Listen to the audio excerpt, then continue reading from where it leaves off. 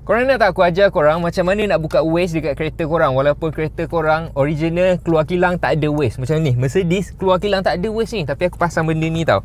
Ni. So kalau aku cabut ni, tengok kat sini. Kalau aku cabut, dia akan off. So benda ni sebenarnya yang connect dengan korang punya kereta. So tak kisah korang pakai kereta apa, janji ada CarPlay and korang boleh beli benda ni. Cara dia, kau just connect je dekat sini. Macam kereta aku dekat sini, korang kena connect.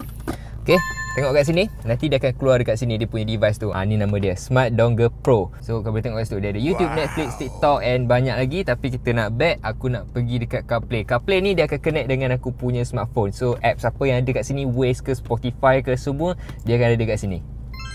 Macam sekarang ni kita buka Waze. Kalau kita back, kau boleh nampak kat sini, semua dia ada kat sini. Kalau kita nak buka Spotify ke, nak buka WhatsApp ke, semua dah ada kat situ. Okay, let's say aku tutup Waze dekat phone aku ni kan, dekat sini pun dia akan padam. Tutup, dia akan padam kat situ.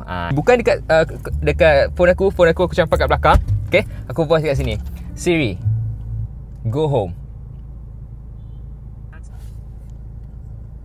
Dia akan navigate ke rumah. So phone korang ada jauh pun dia akan connect dengan kereta korang dengan menggunakan device ni. Kalau aku cabut, dia terus cabut.